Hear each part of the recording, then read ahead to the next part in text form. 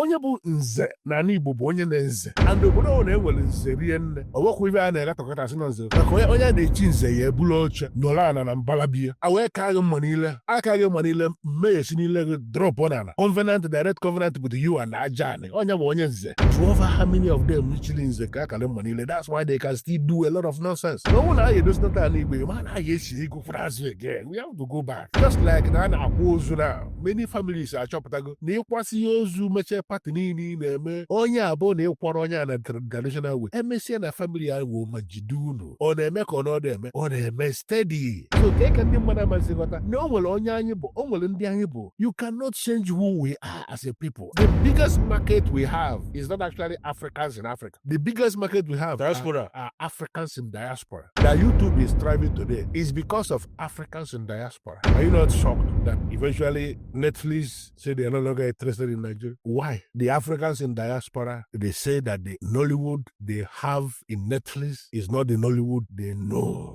Because you cannot be telling African story and then you are telling the African story to be like a Western film. It does not make sense. When the University, they go film science, or blue course go, then you bring a camera, or a camera on. So the rating they need, they are not teaching them that. They need an improvement in the school curriculum. I'm not just saying it here. It's something we have said. When you bring all these lecturers, bring all these HODs or film departments, for them to see then we need to have an improvement in the curriculum. And then forget that Nollywood is the only product from Nigeria that is being exported as finished product. Nothing else. There is nothing else we are exporting from this country as finished product. Aka ekwuo maka Igbo ya na omenala Igbo because afọ m na ịbụ onye ife Igbo na-amasịrị nne and then enwekwu interview anyị melụ Reverend Father afọ your remark there the Reverend Father na-ekwu maka ịkpụ alụ yes and everything. Kedu your disagreement with such remark from him? Even the who ka anyị gara ịdị na-aga takọ just like that remark I mmeke ịkpụ alụ bụ something bụ even ndị Igbo na-eme and egwe pattern eji akpụ dị alụ nyego ịbazi asị gị anyị na-eji ụzọ ụka wee jekotuo Jizọs n'elu obe wee were kpụọ alụ abụrụ ihe abụ Jọs ka a na-aghọrị mmadụ asịkara na nwere ka ọ mana ịgatọkọ ife ịgatọ ife niile a na-eme it does not just make sense. Onye na-aka ụka fesi ya ụka azụ Jizọs ndị wayo ndị na-esogharị si ya na ndị otu ya wee ike ikwu tas ma ọ dịba akwụna tas Jizọs wasịa kedu ego eji akwụrụ tas ma weta ego egosi osi ya kedu onye ese na ego osi ya na onye ese na ego no Siza ka ese na ego osi ya wuli nke Chukwu nye Chukwu wuli nke Siza nye Siza. It simply tells you na enwere authority bụ Siza na Siza nwere authority mana nsogbu enwezi today na people believe na nwere iwe bụ Siza. That Siza nwere iwe represent it represents a system that is there. Wuli nke that system nye that system wuli nke Chukwu nye Chukwu asịra gị mebie everything. So onye na-aka ụka dị mma just like ọdịnala dịpụ mma onye ụka kwara aka na-akasi ya ike onye ọbụla nakwa eme ya na-emesi ike maka na ovu Chukwu a ka a na-ekpere mana mbọsị ọwụ na ebido gatọkọba iwe niile ọ na mmadụ asị gị ọwụ na ịchọrọ ịdị ọkụ na ịchọrọ ịdị ọkụ ịdị ọkụ ịchọrọ ịjụ oyi ịma nọ in between. So enwedịrị ibe na-aza na fada ya asị na ya na-eji ụzọ ụka wele akpụ alụ onwere just like na a na-akwa ozu na many families achọpụtago na ịkwasị ozu mechie pati niile na-eme na iji egbuo 1 million cows gbọọ the whole canopy onye abụọ na ịkwara onye a na traditional way emesịa na family ahụ ma jide unu ọ na-eme ka ọ na-eme steady so ka ndị mmadụ amazighọta na o nwere onye anyị bụ o nwere ndị anyị bụ you cannot change who we are as a people and not because na ụdị nkụzi fada na-akụzi na-eme ka people ada aghọta ụdị nkụzi a bụ we try not to allow that thing to fly. I want a mother here one day no megalo. Imalu ya akpụ dị alụ. Just like no one can be in the kata. Ndị mmadụ na-egbu mmadụ ma ndị ya jeba court. Ile nwere isi gị na mmadụ ya ma sị ka e treat ya fọkọpụ onye ahụ ka egbu onye. I forget ya na omenala ndị Igbo anyị maalụ na onye ọbụla gburu mmadụ egbugo ọchụ and onye bụ the highest crime mmadụ ya commit iwe gị isi gị aka igbuo mmadụ o nwere iwe ya eme mana iwu na ọ ya abịa ọbịa na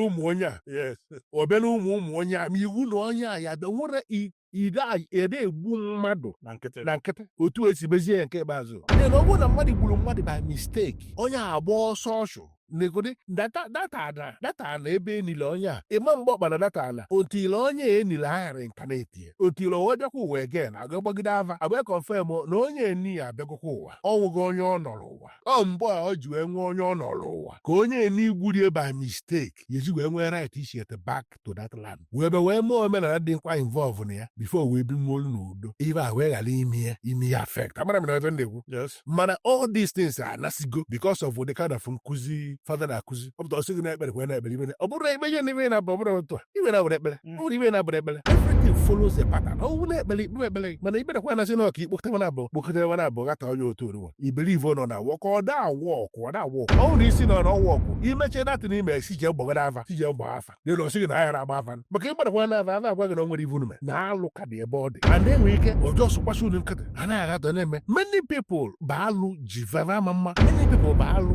emete na family ji many people and they don't know because na ndị ụka akụziolugo na ije gbaa ava bụ njọ yet na ihe ejere na aka pastọ ewere Bible American Bible open na all this occult movement. I know the same occult movement here bata n'ụka gata ụka because ụka dịla onwe unique na its own way ma ifụlụ nwe ụka ka esi aka ụka mana ọ na-enwezi ndị na-eme cult bata n'ụka wee were cult batakpuo na data ụka mezie ghara ma gatọkọ ma cult ibe niile na ibe niile asọtọpụtisi anya mekwata anyị ihe na-aghọta emegara sị gị guru igoro handkerchief no mantle igwuri na ine ni ayo do anya na ihe abụ jos anyị ihe na-aghọta the ten ito stika ihe arụ na gas asị gị je ọmagụ gị je golu gasị stika na ịmarakwa na stika asị je were mmiri nke ije gote mmiri nke mmiri na-enwe nke a na-eve n'ilo nwe nke a na-eve n'ime ụlọ amana na-ata ya na VIP holy water yes so ibe na ndị ndị n'anya ị na-wonder ka ụdị odoga na ibe very organized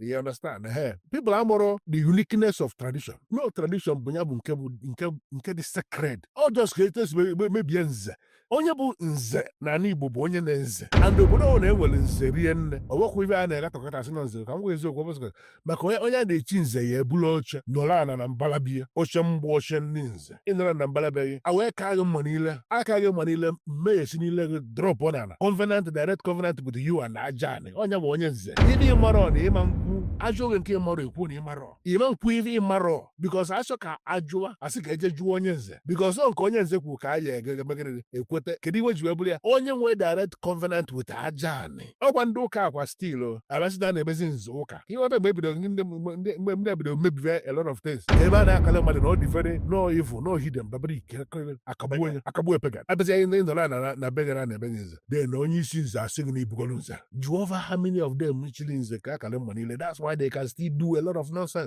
that's why they are onye bụrụ obodo adịrọ mma na ọnwụ na anyị edozinata ala Igbo ma na anyị esi ego kwụrụ azụ again we have to go back we must have to go back na ọ bụ na anyị echere azụ because na eziokwu ihe Baịbụl asị gị na ọwụ na onye eziokwu chiwe obodo adị mma ihe onye nze ka ọ na-ekwokwu ebe a onye Baịbụl na-egwa gị bụ onye nze dị ebe a onye nze chiwe obodo adị mma onye nze akala mma niile na-enwere ịma na onye nze nọ ebe a na-ekwu okwu na-adịrọ mma ọma na a na-ekpuchi eziokwu ọ nọ ebe agbachi nkịtị dakịrị esore na-abịa mba ọnwa sọ ọfụdụkwara a na-ekpuchi eziokwu he all nọ under obligation based on who he is ogwu na ivu na-ekwu abụrụ eziokwu na elekere eziokwu ebe ọ gbara isi onwe ozugbo anyị ka nwere ebe such things n'ala Igbo kedu obodo onye ka nwere onwe eze ebe ka ọ ka dị onye bụ nsogbu enwe Okechukwu, all the money you have been spending on ụmụnwaanyị and clubbing, if you have invested it in land banking with Pine Leaf Estate and Properties Limited, all this loan app will not be pursuing you up and down. One, stop learning. Come and invest in land banking with Pine Leaf Estate and Properties Limited. ndị Igbo sị gị na avụ nze ebighị okwu ka ebe ọ na-egosi at which point ka ọ bụ na avụzia nze asịgoro nze si ebe apụ abana m na-aghọta kemgbe o ji wee lasa ala ada atara onye bụ avụzia nze asị ndị gosi amaala onye mestin ojedoro nwunye mmadụ ji kwoche nestin ivia ka ọ na-eri ibe okwesịrị eli nestin ivia ka ọ na-eti ọnụ n'okwu kwesịrị itinye ọnụ na ya because na the whole sacredness of that institution is no longer with him so na ọ bụrụ na anyị chọrọ ka anyị dozie ọ bụ na anyị chọrọ ka anyị dozie ya ịma na a ga-echi back to that nze eziokwu na gwa Okay, Ayaka, if you go na school, your university experience, do you think it contributed to how you're doing what you're doing now? Yes, to a large extent. Public admin in go na school nyere m aka very well. Yes. movies. I didn't read theater. Even Jimana theater, Abu Kawacharo, the ultimate, and most of the people go kwa theater, go your former. By the time I bring them into the fair, you chapter no more former at all. We have said it in a lot of fora. Oboro na madi university, he said je go film. When the university, je go film science. Oboro course money go. Then you bring a camera. Or matter case camera on. That means the person have phone by the camera, a proper professional camera. All through the years, all go to university. Saying I go film science. Can even a film science I go without a camera. So they will make you pass through all the theory. You know, go all the Shakespearean theory and all the useless theories that nobody needs in real life. When somebody is required to come and act in a film, for example, Gregorian theory and all those theories, and they will make you to master all those theories very well. The way you speak and you cannot speak like that in a film. Yes, you don't need projection. If you speak like that in a film, you are stupid. You sound stupid. So the only thing they need, they are not teaching them that. They are teaching them obsolete. They need an improvement in the school curriculum. I'm not just saying it here. It's something we have said. We were there in the City Film Festival last year. Yes. It's part of the things we were discussing. When you bring all these lecturers, bring all these HODs or film departments, for them to see then we need to have an improvement in the curriculum, so that the way you rubber before Ogo. Look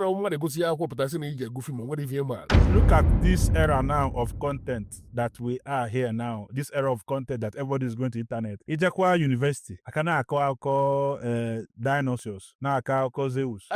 They would have introduced films since content introduced. Man, I can go film. You know, people are more the level of demand in Dutch and show for Nigerian content. Okay, but I never film before. Yes. At the point I was in a meeting, everybody discussed Kamal, Ghana and the Nigerian market, global market. Can you release the film in Ghana and Nigeria at the same time? So when you are releasing a film in Nigeria, you are releasing the same film in Ghana. Can Nigerian market and Ghana market both the same thing? Eventually, that discussion is selling through. They are the market strategy or marketing or physical marketing will collapse or as it did. But Nigeria was able to immediately metamorphose into the era of YouTube. Yes. Ghana could not. And that would be very unfortunate because in Ghana you have wonderful actors. Yes. Wonderful actors with near perfect command of English. Yes. Like you give it to Ghana, they have it. But that business push in the Nigerian way, they can everywhere. And that's why it appears that the YouTube, they told me that they need more of Nigerian contents than YouTube. And you begin to wonder, why do they not need this or that? There are so many countries. Let me be very sincere with you. Quality of the film we are making is not what made Nigerian Nollywood to capture the world. It is not the quality, because if you say quality, then you are not being sincere to yourself. So many countries in Africa, they shoot film. If you watch their film, you will agree that this is film. Everything perfect, technical, sound, everything perfect. But the story itself is nowhere to be found. So the story is what has made Nollywood stand out. Your story that you are telling, does it resonate with, because the biggest market we have is not actually Africans in Africa. No, the biggest market we have are Africans in diaspora. That YouTube is thriving today is because of Africans in diaspora. They want to watch something, a touch of home. Yes, they want to watch something, whether it is in the picture, the aesthetics, or whether it is in the language, diction, whatever. Let it be something that takes their minds to somewhere they feel like. But if you are shooting a movie for them and you are trying to make the film to be as Western as what they are already tired of, the film is already tired of the movie. And that is where the Ghana filmmakers, that's where they got it all wrong. Because most of the films at a point, so many of their... I remember that the organizers of the third International Screenwriters Conference in Poland, they told me that they were not interested in Ghana, that Ghana keep copying. They said it, and they said it. It's something that if we can go back to that same conference and then pull the footage, they will say it. Because if they are interested in Ghana, they should have invited somebody from Ghana the way they invited somebody from Nigeria. They didn't invite anybody from Ghana. And that answer came because I wanted to know why they should invite somebody from Nollywood and they didn't invite somebody from Ghana, because I believe all of us are making the same African films. They said that they are not interested in Ghana. They're very plain. They said because they keep copying. Are you not shocked that eventually Netflix said they are no longer interested in Nigeria? Why? I got feedback. The Africans in diaspora, they say that the Nollywood they have in Netflix is not the Nollywood they know. It's not the Nollywood they are used to. It's not the Nollywood they want to see. Because you cannot be telling African story and then you are telling the African story to be like a Western film. It does not make sense. People should be able to understand this. When Ghana film starts, for example, when not Ghana, when Indian film starts, you know that this is Indian film. They have never tried in their life To impress you with anything. They have never done that. When China film starts, you will know that this is China film because before you know it, somebody will use one leg to slap you.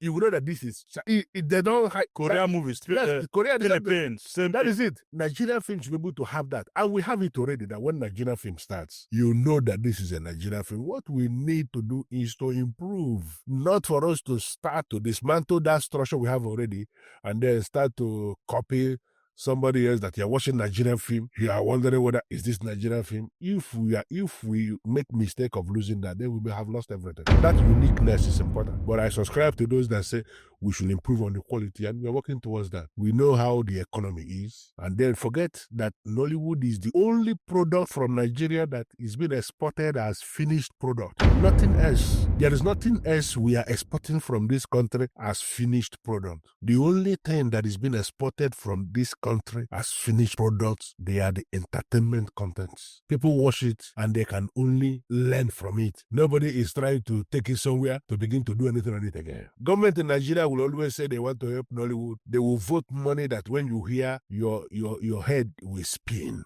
Then this money will end up in the pockets of political filmmakers who have all the documents of film, but they have never made one film. Or maybe they have made one film at a point in their life just to pass as a filmmaker. They are no longer making films, but they have all the documents because government has become so manipulated that everything is about documentation. They are no longer real in anything. They don't want to apply wisdom in their operation because everything is bureaucracy. So once they want to give money, they will look for all these political filmmakers who have all the political documents and they will tender to government and government will give them the money and they say they have given money to Hollywood and they are not seeing the effect of that money. It is happening consistently and government, they are not even asking questions. How come that we are doling money into an industry and the industry, they are still complaining they are not seeing money, no dividend? Who is actually receiving this money? Okechukwu, all the money you have been spending on Umuwanyi and clubbing, if you have invested it in land banking with the Pine Leaf Estate and Properties Limited, all this loan app will not be pursuing you up and down. One, stop learning. Come and invest in land banking with the Pine Leaf Estate and Properties Limited.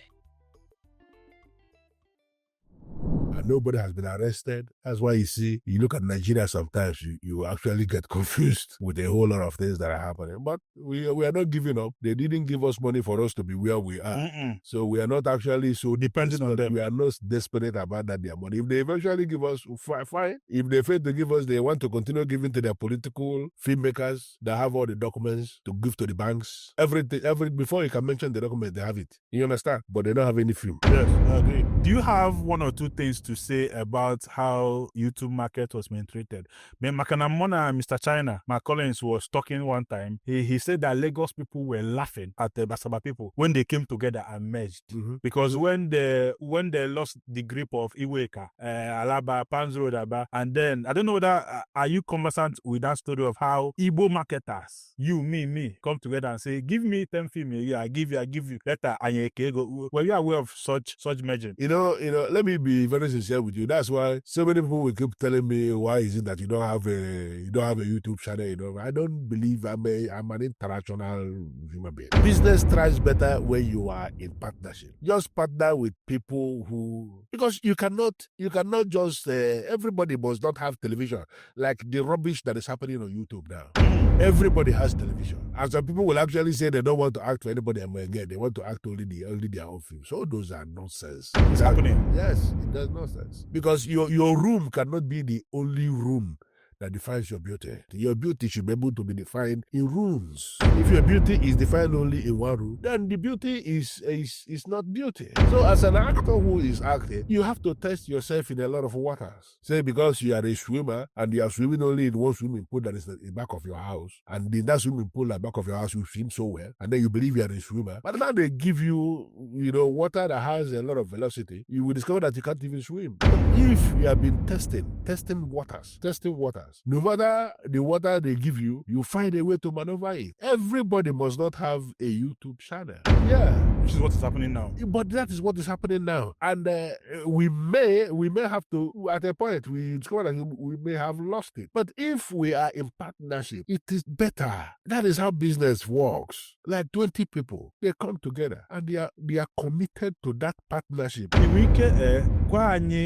The place of Enugwu Umunri in Igbo cosmology. And when they name arguments of Enugwu Aguleri, Ndijo for Ndinejiro, I think I've heard such thing and every NDBC one day.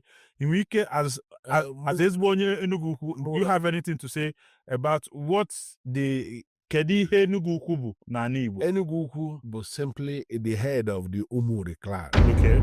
It's just nke ebe ndị isi Igbo is something that I don't because it's subjective. Yes, because that it will go a lot of opinion. Yeah. And I'm not sure what my opinion, but one of those opinions. Okay. You understand? Even na bata no munri. All you wanna put na Enugwu bụ isi no munri clan. Umuri bụ only a part of the the cosmology. No, maybe we can say is it an ancestral dimension or something. Okay.